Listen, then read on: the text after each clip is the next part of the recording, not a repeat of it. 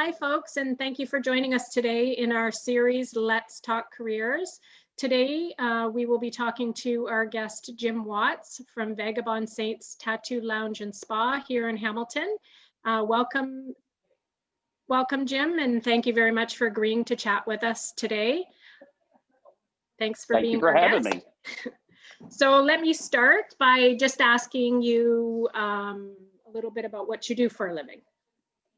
I am a tattoo artist of 28 years, and I'm one of the two owners of the shop. That's me and my wife, Tanya. Awesome. And the shop is here in Hamilton? Yes, we currently are now residing at 10 John Street. Okay. Just a block or so away from Jackson Square. Awesome. And tell me what kind of a shop it is. What does it tattoo lounge and spa entail? Well, Catherine, what we are is we are tattoo artists, we are nails, and we are an esthetician that does eyelashes, eyebrows, and waxing. So we are a one-stop shop for people, and we are basically Hamilton's first alternative spa in the fact that we offer body modification with tattoos and piercings, as well as the beauty aspects with the pedicures, manicures, eyelashes, eyebrows, waxing, what have you. Wow, that's quite a variety of services you offer there. Yes, well, in Hamilton, you either have 10 different things that you're doing, or you find a new way to do something. And we chose, since we, we've had our many upgrades in the past 4 years. Like we started off originally on Barton Street, and we were basically a consignment shop for makers and artists while we were waiting to get everything in motion for tattooing and doing nails. And then when we moved from there to King Street, that's when we were able to start doing that. We were still having the art and the goods. Moving over to Spring Street, we got a better location, and it gave us more room for artists. And it was back in March when the pandemic had started that we went to our landlord and we're like, hey, listen, this is what's happening in the world. This is what we're hearing is going to be coming within the way of lockdowns and restrictions. We don't have enough money saved outside of what we're paying you for rent. And the landlord at the time wasn't really digging on the fact we weren't going to pay, that we couldn't pay rent, or that we were saying that it was going to be tough. So we then were like, you know what, we've been good tenants, but maybe this is the opportunity we need now to expand. And it seemed like the perfect time to do so. But the main goal of it wasn't just a bigger space, it was to be able to offer more jobs. We wanted more people who have their trades, who have their skill sets, to be able to work for themselves, in essence. Because here at the shop, we all work together for the shop. This is it's not just mine and Tanya's shop.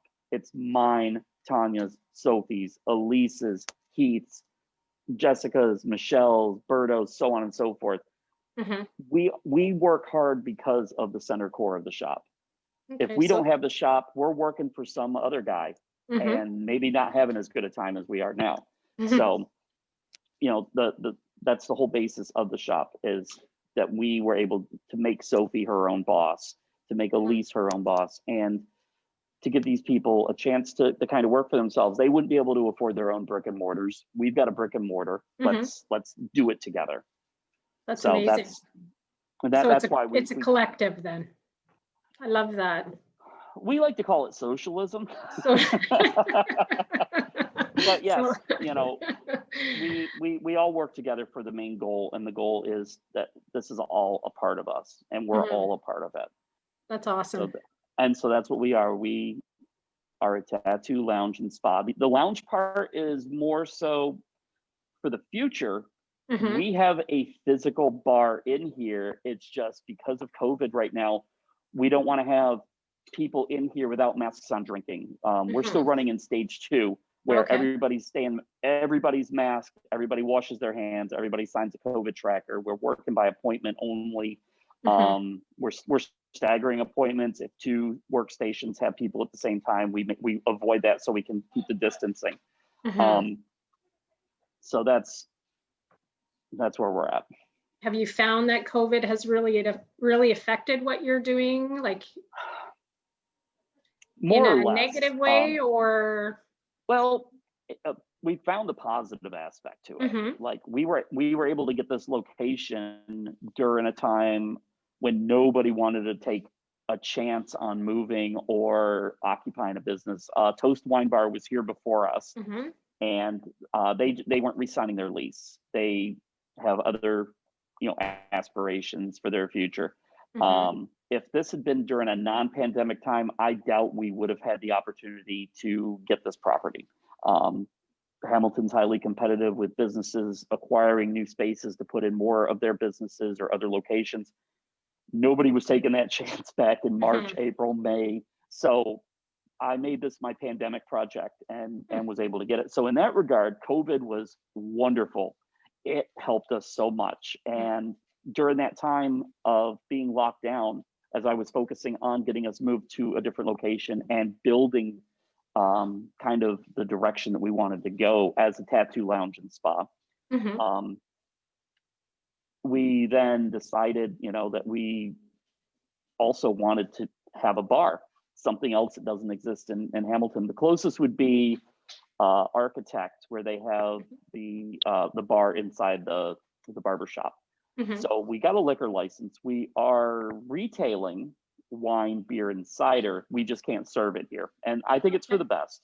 We don't need people in here being maskless when they don't need to be.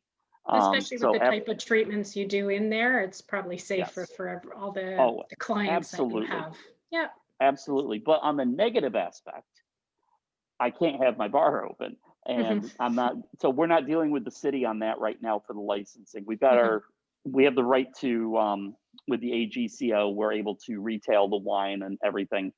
But so in that regard, it's still not bad because I don't have to deal with, having to make sure people aren't overindulging and things like that, and having to remind people you can't drink before you get the ink. So, in that way, that's still good. But the negative aspect is we are having to work by appointment only. And a lot of people don't want that. This is a very impulsive kind of environment where people wake up and they're like, I need to get a tattoo today, or I need a piercing, or, I need my nails done. And we can't do that. Everybody in the shop, we asked everybody and they were like, yes, let's stay in the phase 2 protocol. It's safer for us because if we get sick, we're not making money. And if we're a part of, causing an outbreak, we're not making any money. And we don't want people getting sick. We don't want people on ventilators or any possible outcome of lingering symptoms. So in that regard, it's kind of hurt us because we have to turn people away because they can't get when they want it. It's now they have to kind of fit into our time schedule. But then again, that's also a bonus because now we're able to manage our days without having to worry about getting thrown a curveball by somebody who's a walk-in. Yeah, that's true. Yeah. So an off question here, if you could give yourself one piece of advice, tell you something you could tell your younger self, what would it be? Every sacrifice that is made will be worth it in time. Very good advice. Right off the top of my head, that's exactly what I would tell my younger self. The relationships that went sour, the meals of Mr. Noodle and peanut butter sandwiches, the nights of having to cuddle up with my dogs in a rented room because of how cold it was. It all pays off in the end. If you keep your eye on what your goal is, what your dream is, and you're willing to make those sacrifices, they will pay off. And I'm living proof. It's amazing. The last 4 years, I mean, people have seen the growth that we've had in 4 years, but they didn't see the 4 years prior to that. Yeah. They didn't see the nights where we're just like, do we give up? Do we carry forward? Like, what are we going to do? So every sacrifice will be worth it in the end. That's awesome. And you gave some hope and, something to other people around you by bringing them along with you. So that's amazing. Well, as you remember, when we were on Barton Street, I told everybody, and I still stick with it to this day, if you're going to try to get to the top, at least send the elevator back down for somebody else. Yeah. Yeah. There's no point in getting to a level and, you know, getting the attention, the riches, or whatever it is that, you know, comes with being at the top. What fun is being up there alone? You need your friends with you. You need other people to enjoy that moment with you. And that's been our philosophy. Send the elevator back down. You know, if you're in the pit and you're moshing and someone gets, you know, knocked down, lift them up. That's everybody should be doing that. And I've known you a long time, and you've lived that. Like, I can vouch for that's the person that you started out as, and that's the person you still are. So that's amazing, Jim. That's awesome. Well, thank you. That's awesome. There's a smile under here. I can tell. So everybody watching, I'm wearing my mask because I'm at the shop now, and part of the bylaw, you know, and safety precaution is wearing masks. So that's why I'm masked up under here. It's not because I didn't want to do my makeup today. And I'm working from home, so. And being that I am pretty much the one of two guys that are here, or sorry, cis males that are here, everybody else is like just doing their eyebrows and eyelashes and eyeshadow. Yeah. and they're thankful that they're wearing masks because it's saving them so much on Sephora. That's awesome. That's awesome. So is there anything else you want to share about your shop? And a plug of, you know, where it is and how to contact for, you know, the services. I can share it on the Facebook once we post it as well, if you want. Well, sure, I can plug all of it. We are located at 10 John Street North, right between King and King William. So on one corner, we have Pizza. On the other corner, we've got Lulu's Shawarma. And oh my God, they are doing so good right now. There are constantly lines out there. We've yet to make it over there. Okay, but I'm getting off topic. So yeah, we're between King and King William. We're in the old Toast Wine Bar location, and you can reach us through the shop phone at 289-556-6026. Our Facebook pages, Vagabond Saints, along with Instagram, Twitter, all the social media, we're Vagabond Saints. And you can also reach us at vagabondsaints.com, where we have everybody's work posted. All of our information that you need about us is there as well. That's awesome. Anything else? Not that I can think of. It's still early in the day for me, so. And should we discuss your career as a tattoo artist? I think we can. Yeah. I have no problem sharing that. I've been tattooing since I was 16. I started off just kind of falling into it. I was in Texas at the time, in a very rural area, and ended up being introduced to it through a classmate that knew a guy that was doing them illegally on minors. And so we went and pretending I was going to get one, but I was just there to get the information because, you know, here I've been drawing pictures for other people that they were getting tattooed on them. And I was like, yeah, let's do this. So we did, and I've stuck with it ever since. It was all through high school of doing tattoos when my parents weren't home. It was in college, and even a few times when I was in the U.S. Air Force. But that's where my head has been since I was 16. My original goal was to be a surgeon, and that got derailed by the fact I wouldn't be able to save everybody all the time. And I'd already been an artist. I've been an artist since I could hold a crayon. And this just seemed to be, as soon as I did it, I knew that that's what I was going to be doing for the rest of my life. I mean, there's been times I have, you know, rage quit and said, I'm not doing this anymore, and, you know, screw this. And I keep coming back to it. I can't, after I put so much of my life into it, it's been good to me, and I'm going to be good to it and keep on doing it. But it's taken me many places. And if it wasn't for tattooing, I wouldn't have met my wonderful wife. And I wouldn't be able to now be doing this with her if it weren't for tattooing. I've met a lot of people along the way. Did you have any education? Like, did you go to school for it, or was it just because you love to draw? There's really no, well, there are now tattoo schools, but I think they're just straight trash. But All through my middle school and high school career, I took art classes. I had a number of really good art teachers that Mhm. challenged me, pushed me, and helped me hone the skills that I have. Mhm. I went to college for advertising visual communications. Oh, wow. And so that I did that, but it was none of that was really relevant at the Mhm. time. It's just what I did. It was just a Mhm. part of, but looking back, I see that that was the foundation that I needed as an artist that is now working in with, or has been working in with being the tattoo artist. Mhm. If you can't draw good, you probably can't tattoo good. That's probably true. And would you recommend this occupation to? Nope, No? nope, nope. This is not just for anybody. Yeah. There's a lot of people that think because they've gone and purchased, subpar equipment and that they're Mhm. just teaching themselves watching whatever the Mhm. latest TV show is or watching the videos on YouTube. It's You can't just jump into this. This Mhm. isn't like getting a camera phone and calling yourself a camera person or a photographer or a Yep. model, Mhm. depending on which side of the phone you're on.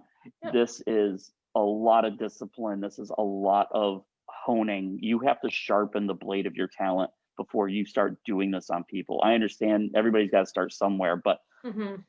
you really, really have to have that fire in you because this career will put you at odds with yourself.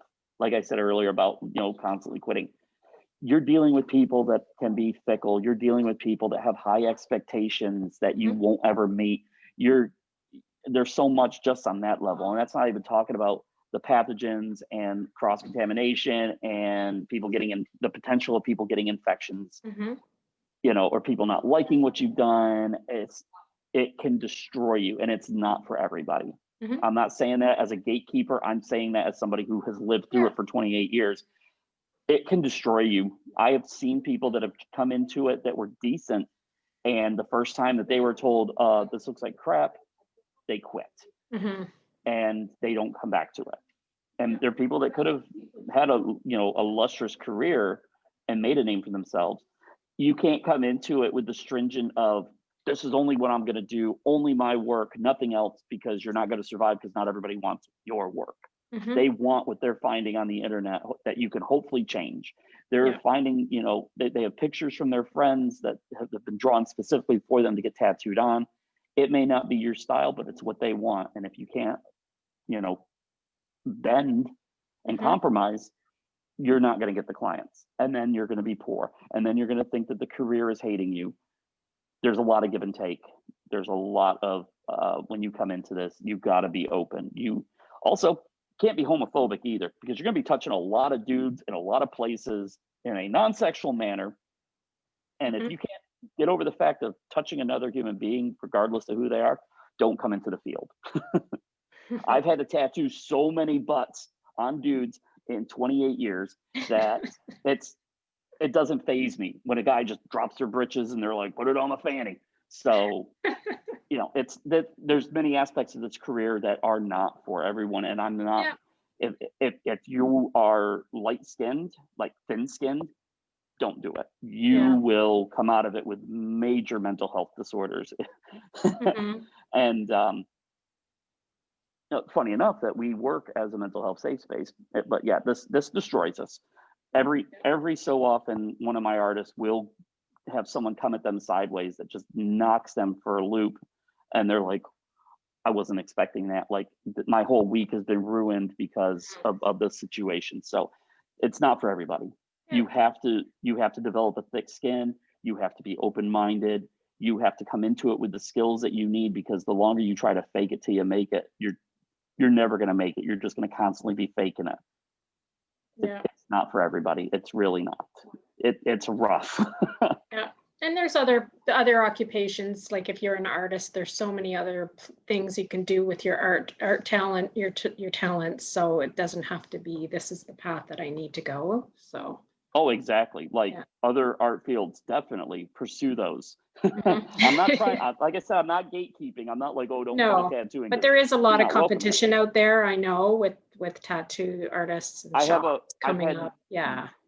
and with as much as we deal with the community, I know a lot of people, not just as Mhm. clients, but as friends, as in, fellow residents of the city. And they come to me and they're like, my kid wants to be a tattoo artist. Don't.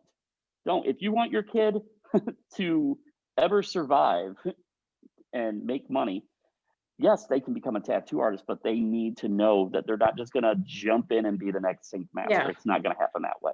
Yeah. It's going to be a lot of getting kicked in the crotch. It's going to be a lot of tomato sandwiches. It's going to be a long time of tightening your belt and salad days. It's just, there's a lot that you have to do an apprenticeship. You can't just watch YouTube videos. You have to be dedicated. You can't slack off. There is a constant hustle with this.